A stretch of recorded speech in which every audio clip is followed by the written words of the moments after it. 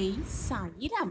சிலரை ஒதுக்கி வைக்கவும் பலரிடமிருந்து நாம் ஒதுங்கி இருக்கவும் கற்றுக்கொண்டாலே போதும். அந்த கற்றல் நம்மிடத்தில் இருந்துவிட்டாலே போதும். மகிழ்ச்சியும் நிம்மதியும் எப்பொழுதுமே நம்மிடம் நிலைத்தே இருக்கும். ஜெய் சாயிராம். ஜெய் ஜெய் சாயிராம். நம்ம சாயன்பர்கள் எல்லாரும் எப்படி இருக்கீங்க? எல்லாரும் நல்லா இருப்போம். ஓம் சாயிராம். என் அன்பு பிரியமே, இதை பார்க்கும் பாக்கியம் உனக்கு கிடைத்து விட்டாலே அடுத்த சில மணி நேரத்தில் உனக்கான அற்புத மாற்றம் உன் வாழ்வில் நிகழப்போகிறது என்பதற்கான சகுனம்தான், நல்ல சகுனம்தான் இந்த பதிவு. இதை முழுவதுமாக கேள்.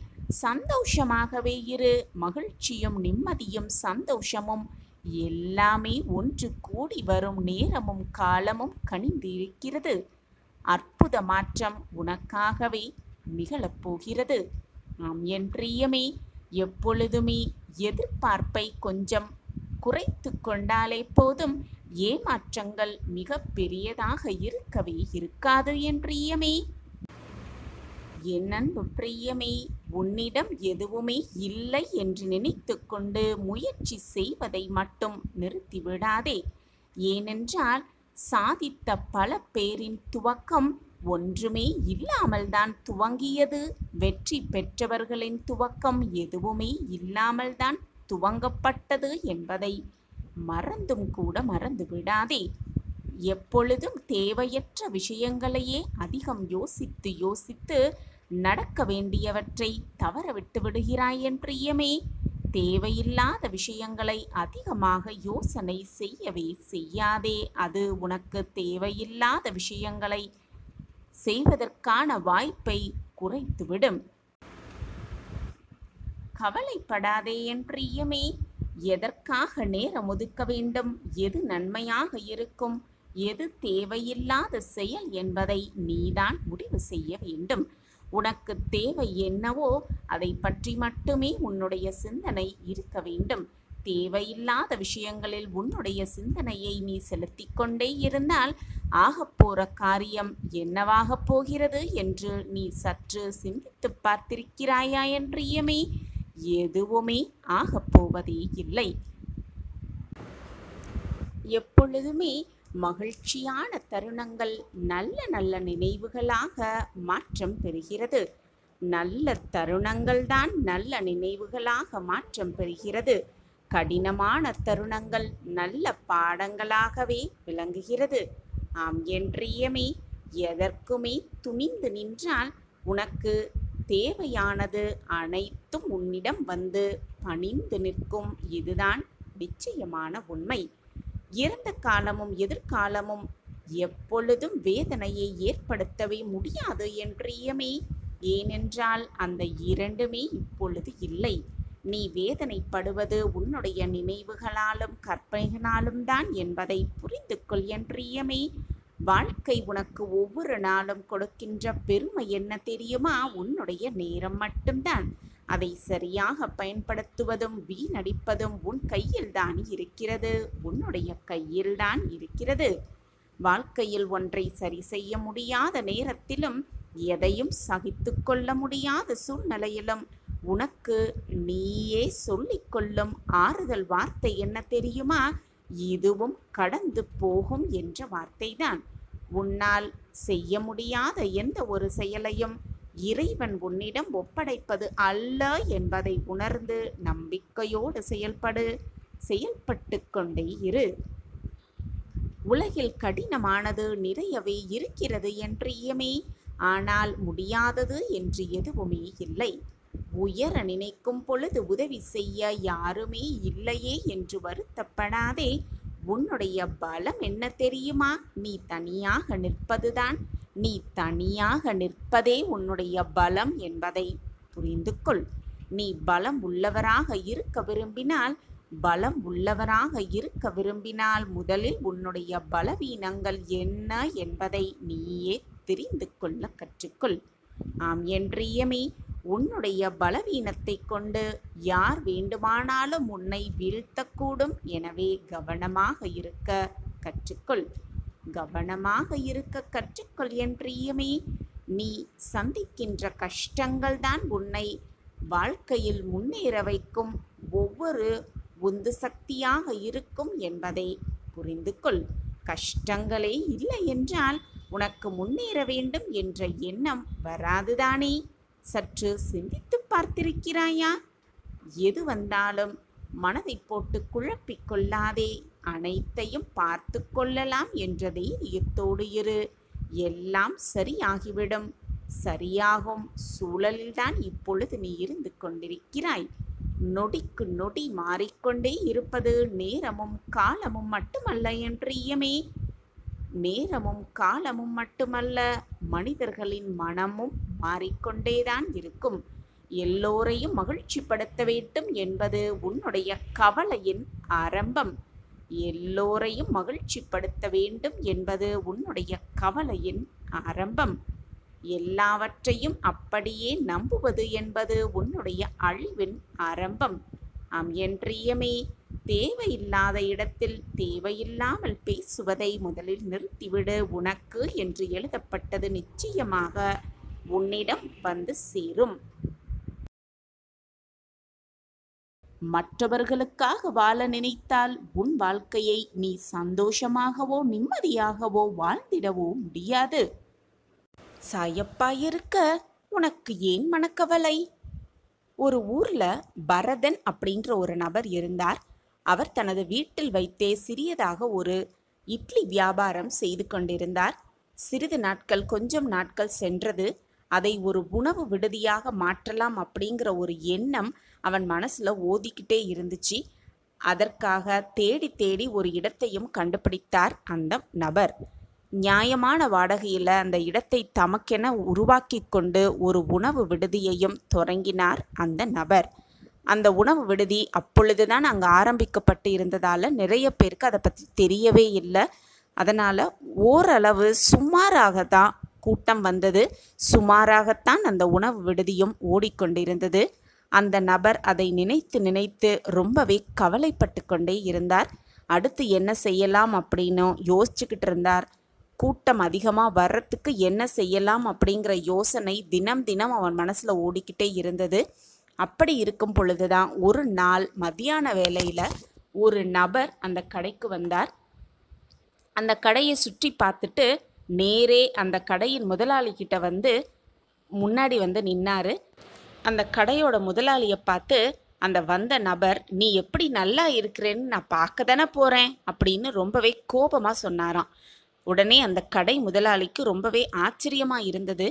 இன்னைக்கு தான் இந்த நபரையே நம்ம பார்க்குறோம், நமக்கும் இவருக்கும் எந்த சம்பந்தமுமே இல்லை. அப்படி இருக்கும் பொழுது நம்மளையே இவர் இவ்வளவு கடுமையாக பேசுகிறாரு அப்படின்னு ரொம்பவே குழப்பத்தோடு நின்றாராம் அந்த உணவு விடுதியின் முதலாளி.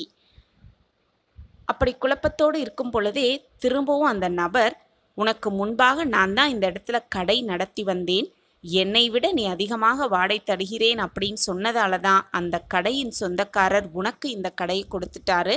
உன்னால தான் என்னுடைய குடும்பமே என்று தவித்து கொண்டிருக்கிறது. என்னுடைய இந்த நிலைமைக்கு நீ தான் காரணம். அதனால தான் நான் சொல்கிறேன், நீ எப்படி முன்னேறி வருவ அப்படின்னு நானும் பார்க்கத்தான் போகிறேன். நிச்சயமாக கடவுள் உனக்கு தண்டனையை தருவார் அப்படின்னு சொல்லிட்டு அங்கேருந்து கோபமாக கிளம்பி விட்டார் அந்த வந்த நபர். இவர் சொன்னதை கேட்டதை, அவர் சொன்னதை, கோபமாக பேசினதை எல்லாமே அந்த உணவு விடுதியின் முதலாளியை கேட்டோன்னே ரொம்பவே மனசு கஷ்டமாகிவிட்டது. உடனேயே அந்த கடையின் சொந்தக்காரரை போய் சந்திக்கலாம் அப்படிங்கிற சிந்தனையோட அவரை போய் சந்தித்தார். அந்த கடையின் பின்னணியை விசாரிக்க ஆரம்பித்தார். அதற்கு அந்த கடையின் சொந்தக்காரர் அவர் சொல்வதை அத்தனையுமே போய், கிட்டத்தட்ட 6 மாதங்களாக அவர் எனக்கு வாடகையே தரலை, எனது குடும்பமும் முற்றிலும் அந்த வாடகையை நம்பி தான் இருக்குது, பல முறை அதை அவருக்கு நான் வாய்ப்பு கொடுத்தேன், அதன் பின்னர் தான் கடையை காலி செய்ய சொன்னதாக அந்த கடையின் முதலாளி சொன்னார். அதன் பின்பு கூட நியாயமான வாடகைக்கு தான் நான் உங்களுக்கு கடையை தந்தேன், என் பக்கம் எந்த தவறுமே இல்லை அப்படின்னு அவர் சொன்னார். இதை கேட்ட அந்த உணவு விடுதியின் முதலாளி எதை நம்புவது, இந்த நபர் சொல்வதை நம்புவதா, வந்த நபர் சொல்வதை நம்புவதா அப்படின்னு ரொம்பவே குழப்பம் அடைந்து மனவேதனையோக குழம்பியபடியே தனது வீடு வந்து சேர்ந்தார் அந்த உணவு விடுதியின் முதலாளி. பல நாட்களுக்கு அந்த நபர் சொன்ன வார்த்தைகள் அவனை உறுத்தி கொண்டே இருந்தது. இப்போ யாராவது நம்மளை நீ எப்படி வாழ போகிற, நானும் பார்க்க தானே போகிறேன் அப்படின்னு யாராவது சொன்னாங்கன்னா நம்ம மனசு எவ்வளோ வேதனையாக கஷ்டமாக இருக்குமோ, அதே மாதிரி தான் அந்த உணவு விடுதியின் சொந்தக்காரருக்கும் கஷ்டமாக இருந்தது. அவர் சொன்ன அந்த வார்த்தைகள் மட்டும் அவனுக்கு உறுத்திக்கிட்டே இருந்துச்சு. கொஞ்ச நாள் கழிஞ்சுது. அந்த கடையின் வியாபாரம் கொஞ்சம் சரிய ஆரம்பித்தோன்னே, ஒருவேளை அந்த நபரின் சாபத்தால் தான் நமக்கு இப்படி வருதோ அப்படின்னு ரொம்பவே வருத்தம் அடைந்தார் அந்த உணவு விடுதியின் முதலாளி. பேசாமல் அந்த விடுதியை மூடிடலாமா அப்படின்னு கூட தோணுச்சு சில சமயம். அவருக்கு பின்னாளில் அவரது முகம் கலையிழந்து போனது. ஒரு நாள் வருத்தமாக அமர்ந்திருந்திருந்த அந்த உணவு விடுதி முதலாளியிடம் அவனது தாய் ஏன்பா இவ்வளவு சோகமாக இருக்க, உன் முகத்தில் ஒரு கலையே இல்லையே, என்னாச்சு அப்படின்னு ரொம்ப பாசத்தோடும் பரிவோடும் அவங்க தாய் அவங்கள்ட்ட கேட்டாங்களாம். அவனும் நடந்த அத்தனையுமே சொன்னானா. அவன் உணவு விடுதி வைத்திருந்தது, அந்த உணவு விடுதியை முன்னாடி அந்த கடையில் வாடகைக்கு வச்சுருந்தவன் சொன்னது, அதுக்கப்புறம் அந்த உணவு விடுதியின் உண்மையான முதலாளி சொன்ன கதை எல்லாத்தையுமே அவங்க அம்மா கிட்ட ஒன்று விடாமல் மனசில் வச்சுருந்த எல்லா கஷ்டத்தையும் கொட்டி தீர்த்தானாம். இது எல்லாத்தையுமே கேட்ட அவங்க அம்மா, நீ வருந்துவதற்கு இதில் எந்த அவசியமுமே இல்லைப்பா, இதற்கும் உனக்கும் எந்த சம்பந்தமுமே இல்லை, அவன் கொடுத்த சாபம் உன்னை எதுவுமே பண்ணாது, உன்னை பாதிக்கவும் பாதிக்காது, நீ உன்னுடைய தொழிலில் மட்டும் உன்னுடைய கவனத்தை செலுத்தி நீ உன் வாழ்க்கையில் வெற்றியடைவதற்கான அத்தனை வழிகளையும் பார் அப்படின்னு அவங்க அம்மா அவனுக்கு அறிவுரை சொன்னாங்களாம். என்னதான் மற்றவங்க அம்மா கூட இருந்தவங்க எல்லாருமே அறிவுரை சொன்னாலும் அந்த உணவு விடுதியின் முதலாளியால் அதை ஏற்றுக்கொள்ளவே முடியலையா. அந்த நபர் அன்று சொன்ன வார்த்தைகள் ஒவ்வொன்றும் அவன் மனதை விட்டு நீங்காம மீண்டும் மீண்டும் காதில் ஒலித்து கொண்டே இருந்ததா. அந்த நபர் சொன்னது போலவே அவனது கடையும் பாதிக்கப்பட்டதால் அவனது மனமும் ரொம்பவே குழம்பி தவிச்சுக்கிட்டே இருந்தானா. இப்படியே இருந்துக்கிட்டு இருக்கும் பொழுது ஒரு நாள் அந்த உணவு விடுதியின் முதலாளி வீட்டுக்கு அவனுடைய உறவினர்கள் எல்லாம் வந்திருந்தாங்களாம். அவங்கள அருகில் இருந்த ஒரு மிருக காட்சி சாலைக்கு அவன் அழைச்சிட்டு போனானா எல்லாரையுமே. அந்த மிருக காட்சி சாலையில் ஒவ்வொரு பகுதியையும் பார்வையிட்டபடி எல்லாருமே நடந்து போய்கிட்டு இருந்தாங்களாம். அந்த ஒரு இடத்தில் செம்மறி ஆடுகள் பட்டி இருந்ததா.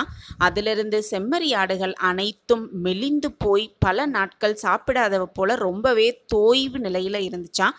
அதை கண்ட அந்த உணவு விடுதியின் முதலாளியான தாய் அந்த பட்டியின் காப்பாளரிடம், நீங்கள் இந்த ஆட்டுக்கெல்லாம் ஒழுங்காக சாப்பாடு கொடுக்கறதே கிடையாதா, எல்லா ஆடும் ஏன் இப்படி ரொம்பவே ஒடிஞ்சு போய் மெலிஞ்சு போய் கிடக்குது அப்படின்னு கேட்டாங்களாம். கேட்டோன்னே அந்த மிருக காட்சி காப்பாளர் சொன்னாங்களாம், இல்லைம்மா, இந்த பட்டியை பார்த்த நீங்கள் அந்த கண்ணாடியை பார்க்கவே இல்லை அப்படின்னு சொல்லிட்டு அந்த பட்டியின் எதிலிருந்த ஒரு கண்ணாடியை காட்டினாராம். அது ஒரு கண்ணாடி. அந்த கண்ணாடியில் பெரிய கூண்டும் அதில் சுற்றி கொண்டிருக்கும் புலியும் தெரிந்ததாம். அப்போ அந்த காப்பாளர் சொன்னாரா, அம்மா, ஒரு மாதத்துக்கு முன்னாடி தான் இந்த பூண்டில் ஒரு புலியை கொண்டு அடைத்தார்கள். நமது பட்டியின் எதிரில் இருக்கும் அந்த கண்ணாடியில் அந்த புலியின் பிம்பத்தை கண்டு இந்த ஆடுகள் அத்தனையுமே பயந்து போயிருக்கு. ஒரு மாதமாகவே இவங்க சாப்பிடுவதும் இல்லை, நிம்மதியாக தூங்குவதும் இல்லை, அதனால தான் இப்படி மெலிந்து போய் கிடக்குது. இப்பொழுது தான் நாங்கள் அதை கண்டே பிடிச்சோம். அடுத்த வாரத்தில் அந்த கண்ணாடியை அங்கேருந்து எடுக்கலாம் அப்படின்னு முடிவு செஞ்சிட்டோம். அந்த கண்ணாடியை எடுத்துட்டா அந்த ஆடுகள் எல்லாம் தேறி வந்துவிடும் அப்படின்னு அந்த காப்பாளர் சொன்னாரா. இதை கேட்டோன்னே அங்கிருந்தவங்களாம் ரொம்பவே சிரிச்சாங்களாம். அந்த உணவு விடுதியின் முதலாளியும் சேர்ந்து சிரித்தானா. என்னம்மா, முட்டாள் செம்மறி ஆடாக இருக்கும் போல இருக்கு, கூண்டில் இருக்கும் புலி இந்த ஆடை என்ன செஞ்சிட முடியும், அந்த பிம்பத்தை பார்த்து இப்படி பயந்து போய் கடந்து மெலிந்து போய் இருக்குதே, இது என்ன கேலியா இருக்கு அப்படின்னு சொல்லிட்டு சிரிச்சானா. உடனே அவங்க தாய், இதுதான் சமயம், இதுதான் நம்ம பையனுக்கு புத்தி சொல்கிற உண்மையான சமயம் அப்படின்னு நினச்சிக்கிட்டு, பையனே, 6 அறிவுள்ள உனக்கே நான் இதை சொன்னது போல மண்டையில் ஏறவே இல்லை, இந்த 5 அறிவு ஜீவனுக்கு எப்படி ஏறும் அப்படின்னு கேட்டோன்னே அம்மா என்ன சொல்ல வராங்க அப்படின்னு ஒன்றுமே புரியாமல் குழம்பி விழித்தானாம் அந்த உணவு விடுதியின் முதலாளி. உனது உணவு விடுதியும் கூட யாரோ ஒருவர் விட்ட சாபத்தால் பாதிக்கப்படவே இல்லை. அந்த சாபம் பலித்திடுமோ அப்படிங்கிற சந்தேகமும் பயமும் உனக்குள்ள இருந்ததால தான் உன்னுடைய வேலையில் உன்னால் கவனம் செலுத்த முடியாமல் போயிடுச்சு. அதே சிந்தனையில் நீ இருந்ததால் உன்னுடைய தொழிலில் நீ கவனமே செலுத்தாததுனால தான் உன்னுடைய தொழில் மோசமாக ஆனது, வருமானமும் குறைந்தது, கூட்டமும் கம்மியாக வர ஆரம்பித்தாங்க. இப்போது புரியுதா?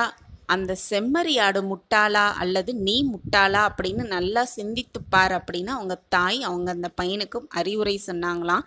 இதை கேட்டோன்னே எவ்வளவு நாள் நம்ம முட்டாள்தனமாக இருந்திருக்கோம் அப்படிங்கிறத அப்பொழுதுதான் உணர்ந்து கொண்டார் அந்த உணவு விடுதியின் முதலாளி. இதன் மூலமாக நம்ம என்ன கற்றுக்கிறோன்னா, நாமுமே சில நேரங்களில் யாராவது ஒருவர் காரணமே இல்லாமல் நமக்கு அளித்த சாபத்தை, நமக்கு அளித்த கோபமான வார்த்தைகளை நினைத்து நினைத்து வருந்தி கொண்டு தான் இருக்கிறோம். அடுத்தது என்ன செய்ய வேண்டும் அப்படின்னு கூட சிந்தனை செய்ய முடியாத நிலைமையில், செய்ய முடியாத சூழ்நிலைக்கு நம்ம தள்ளப்பட்டிருக்கோம். அந்த வார்த்தைகளை மீண்டும் மீண்டும் நம்ம நினச்சிக்கிட்டே இருக்கிறதுனால இந்த ஒரு நிலைமையில் நம்ம இருக்கிறோம். சில பேர் எதிர்மறையான வார்த்தைகளை நம்ம மேலே கொடுத்தாலும் கூட, நம்ம மேலே பிரயோஜித்துக்கப்படுத்தினாலும் கூட நம்ம அதை காதில் வாங்கி கொள்ளாமல் அந்த எதிர்மறை வார்த்தைகளை அப்படியே நேர்மறையாக நம்ம எடுத்துக்கணும். காரணம் இல்லாமல் எதுவுமே நடக்காது. இப்போ இவங்க சொல்கிறதுக்கும் ஏதோ ஒரு காரணம் இருக்குது அப்படிங்கிறத தீர்க்கமாக நம்பினோனாலே நமக்கு நல்லது நடக்கும் பொழுது தான் புரிய வரும். ஏன் அந்த நிகழ்வு நடந்தது அப்படிங்கிறது எல்லாருக்குமே புரிய வரும். காரணம் காரியம் இல்லாமல் இந்த உலகத்தில் எதுவுமே நடப்பதில்லை அப்படிங்கிறதுக்கு ஒரு சிறந்த உதாரணமாகத்தான் இந்த ஒரு கதையை பார்த்துருக்கோம். நாமளும் மற்றவர்கள் என்ன சொல்கிறார்கள் அப்படிங்கிறத காதில் வாங்கி கொள்ளாமல் நம்ம மனதிற்கு எது சரி என்று படுகிறதோ, நம் மனதிற்கு இதுதான் சரி என்று எப்பொழுது நம்ம முடிவு எடுத்துட்டோமோ அந்த முடிவிலிருந்து எப்பொழுதுமே பின்வாங்கவே கூடாது. யாராவது ஏதாவது சொல்லிட்டாங்கன்னா அதையே மனசில் வச்சுக்கிட்டு குழம்பி போயில்லாமல் நம்மளுடைய வேலையை நம்ம திறம்பட செய்தோன்னா வெற்றி நிச்சயமாக நம் வசம் ஆகும். நம்பிக்கையாகவும் பக்தியாகவும் பொறுமையோடும் நாம் செய்யும் செயல் எதுவாக இருந்தாலும் நமக்கு நிச்சயமாக வெற்றியை தான் கொண்டு வந்து சேர்க்கும் அப்படிங்கிறது தான் சாயப்பாவோட சத்திய வாக்கும். சாயப்பாவின் சத்திய வாக்குப்படி நம்பிக்கையாகவும் பொறுமையாகவும் இருந்து பக்தியோடும் இருந்து நம் வாழ்க்கைக்கு தேவையான அனைத்தையும் சாயப்பா கரங்களிலிருந்து பொக்கிஷமாக பெற்றுக்கொள்ளலாம். வாழ்க்கையை நிம்மதியாகவும் சந்தோஷமாகவும் வாழலாம். நீ படும் வேதனை, நீ பட்ட அவமானங்கள், நீ கடந்து வந்த பாதைகள், நீ பட்ட துன்பங்கள், நீ பட்ட வேதனைகள் என்று எதையுமே பார்க்காத உன்னை சுற்றி இருப்பவர்கள் இப்பொழுது நீ சந்தோஷமாக இருப்பதைப் போல காட்டிக்கொண்டிருக்கும் இந்த நிலைமையை பார்த்து உன்னை பார்த்து பொறாமைப்படுகிறார்கள். எது நடந்தாலும், என்னை சுற்றி எது வந்தாலும் என்னப்பா என்னை பார்த்து கொள்வார் என்று ஏக்கத்தோடு நீ என்னை பார்த்து கொண்டு சத்தமே இல்லாமல் உன் மனதால் நீ அழுவதை பார்த்து கொண்டு என்னால் சும்மா இருக்க முடியவே இல்லை என் பிள்ளையே. எது நடந்தாலும் எனக்கு நீங்கள் உறுதியாக இருக்க வேண்டும். நான் உங்களுக்கு நம்பிக்கையாக இருக்க வேண்டும். என்னை சுற்றி இருப்பவர்கள் எல்லோரும் நல்லபடியாக வாழ வேண்டும் என்று உன்னை பற்றி மட்டுமே சிந்தனை கொள்ளாமல் உன்னை சுற்றி இருப்பவர்களை பார்த்தும் நீ மன ஆதங்கத்தை வெளிப்படுத்தி கொண்டிருக்கிறாய். அவர்கள் வாழ்க்கும் மேலோங்க வேண்டும் என்று அவர்களுக்காகவும் சிந்தனை செய்து கொண்டிருக்கிறாய். இதை பார்க்கும் பொழுது என்னுடைய மனம் மெழுகை போல உருகுகிறது. உன் மனம் படும் பாட்டை என்னால் புரிந்து கொள்ள முடிகிறது. உன்னுடைய நல்ல எண்ணத்தை என்னால் நன்றாகவே உணர்ந்து கொள்ள முடிகிறது. எதற்குமே கவலைப்படாதே என் பிள்ளையே. உன்னப்பா உனக்காக அனைத்தையும் செய்வதற்காக நான் யோசித்து யோசித்து செய்து கொண்டுதான் இருக்கிறேன். உனக்கு நல்லதை நடத்த வேண்டும், நல்லதை நிகழ்த்த வேண்டும் என்பதுதான் என்னுடைய விருப்பமும் கூட. உன் பிரச்சனைகளிலிருந்து உன்னை விடுவித்து உன்னை மகிழ்ச்சியான பாதையில் அழைத்து செல்ல வேண்டும் என்பதுதான் உன் தகப்பனின் எண்ணமும் கூட. என்னை சர்வசாதாரணமாக நினைத்து விடாதே. உன் அப்பாவை நம்பிக்கை இல்லாமல் பார்க்கவும் செய்யாதே. என் மீது முழுமையாக நம்பிக்கை வைத்திருக்கும் என் பிள்ளைக்கு நான் அற்புத வாக்கை, நல்ல வாழ்க்கையை வழங்காமல் விட்டுவிடவே மாட்டேன். வளர்ப்பிறையாய் வளர்ந்து உன் வாழ்க்கையில் நீ பிரகாசமாக நிற்கப் போகிறாய். உன் மனம் பாரமாக இருக்கும் சமயத்தில் சாயி சாயி என்று ஒரு முறை சொல்லிப்பார். உன் மனம் அமைதியாவதை நீயே கண்குளிர உணர்வாய். உனக்கான ஒன்று உன்னிடம் வந்து சேரும் நேரம் நெருங்கிவிட்டது.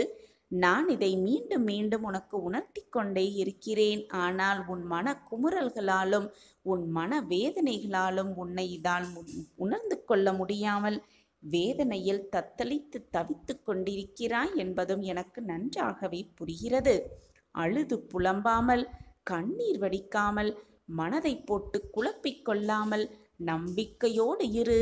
உனக்கான பிராப்தம் கண்டிப்பாக வெற்றியடைவதற்காகத்தான் இருக்கும். நீ என்னை முழுமையாக நம்பிவிட்டு பின் நடக்குமா நடக்காதா, கிடைக்குமா கிடைக்காதா என்ற எண்ணம் உன் மனதில் வரவேண்டிய அவசியம் எதற்கு என் பிள்ளையே? உன் வாழ்வில் விடிவு காலம் பிறக்கப் போகிறது. மிக பிரகாசமாகவே இருக்கப் போகிறது. உன் கர்மத்தின் தீவிரத்தை நான் குறைத்து விட்டேன். உன்னை புரிந்து கொள்ளாதவர்கள் மத்தியில் வாழ்கிறோமே என்று வேதனைப்படாதே. உன்னை புரிந்து கொள்ளாதவர்களும் உன்னை புரிந்து கொள்ளும் நேரத்தை நான் உனக்கு உருவாக்குவேன். உன்னை சுற்றி இருப்பவர்களெல்லாம் இவர்களையா நாம் ஏளனமாக பேசினோம், இவர்களையா வெறுத்து ஒதுக்கினோம் என்று வருத்தப்படும் அளவிற்கு உன் வாழ்க்கையில் முன்னேற்றத்தை நீ காண்பாய். இது சர்வ நிச்சயமாக உன் வாழ்வில் நடக்கும். இது உன் சாயப்பா உனக்காகவே செய்து கொடுக்கும் சத்திய பிரமாணம்தான். நீ பட்ட துன்பங்கள் எல்லாமே போதும். நீ கண்ணீர் சிந்தியது எல்லாமே போதும். நீ பட்ட வேதனை எல்லாம் இன்றோடு முடியப் போகிறது. உன்னை பற்றி உனக்கே தெரியாத விஷயத்தை நான் உனக்கு கூறிக்கொண்டே இருப்பேன். உன் வாழ்வில் ஒரு அதிசயத்தை நான் நிகழ்த்துவேன். இந்த சாயின் வாக்கை நம்பாமல் விட்டுவிடாதே என் பிள்ளையே. என் வாக்கு என்றுமே பொய்த்ததே இல்லை. உன் கஷ்டங்கள் முடிந்தது. உன் வேண்டுதல்கள் நிறைவேறப் போகிறது.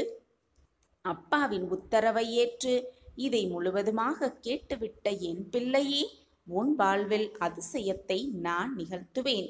சந்தோஷமாக இரு. மங்கள நேரம் உனக்காகவே துவங்கிவிட்டது. நீ விரும்பிய விஷயத்தை செய்து நான் உனக்கு கொடுத்து கொண்டே இருப்பேன். இனி உன் வாழ்வில் பல மாற்றங்கள் ஏற்பட்டு கொண்டே இருக்கும். அன்பிற்காக ஏங்கிக் கொண்டிருக்கும் என் பிள்ளையே, உன்னை புரிந்து கொள்ளாதவர்கள் கூட உன்னை புரிந்து கொண்டு அன்பிற்காக ஏங்கிக் கொண்டிருக்கும் உன்னிடம் வந்து சேரும் நேரம் வெகு தொலைவில் இல்லை. கவலைகளெல்லாம் தீரும் நேரம் வந்துவிட்டது. என் வாக்கு சர்வ நிச்சயமாக பலிக்கும். நீ உரிமை கோரும் ஒன்று உன்னிடமே வந்து சேரும். சர்வ நிச்சயமாக இது உன் வாழ்வில் நடக்கும். நான் இருக்கும் வரை நீ பயப்பட வேண்டிய அவசியமே இல்லை. எல்லாமே உனக்கு சாதகமாகவே நிகழும். நான் அதை நிகழ்த்தி வைப்பேன். நீ முயற்சி செய்து கொண்டே இரு. உன்னால் முடியும் வரை முயற்சி செய்து கொண்டே இரு என்று நான் கூறவில்லை. நீ நினைத்ததை நடத்தும் வரை, நீ நினைத்ததை முடிக்கும் வரை முயற்சி செய்து கொண்டே இரு. நிச்சயமாக உன் வாழ்க்கையில் வெற்றி என்னும் இலக்கை மிக சாதாரணமாக நீ எட்டிவிடுவாய். மிக சந்தோஷமாகவே உன் வாழ்க்கையில் கோடீஸ்வர ராஜம் பெற்று மகிழ்ச்சியோடு உன் வாழ்க்கையில் நீ வாழ்வாய். எனக்கு எல்லாமே தெரியும் என்று சொல்பவர்களை விட அனைத்தையும் நான் செய்து முடிப்பேன் என்ற நம்பிக்கையோடு போராடுபவர்களே வாழ்க்கையில் வெற்றியை மிக சுலபமாக எட்டலாம். இதைதான் நீ செய்து கொண்டிருக்கிறாய். உன்னுடைய உழைப்பு எப்பொழுதும் வீண் போகாது. நீ எடுக்கும் எந்த ஒரு முயற்சியும் தோற்று போகவே போகாது. உனக்கு துணையாக நான் இருக்கும் பொழுது நீ எடுக்கும் முயற்சி எப்படி தோற்று போக நான் விட்டு விடுவேன்? என் மேல் முழுமையாக நம்பிக்கை வைத்திருக்கும் உனக்கு நானே உன் இல்லத்திற்கு வந்து செல்வ செழிப்பை அள்ளித்தரப்போகிறேன்.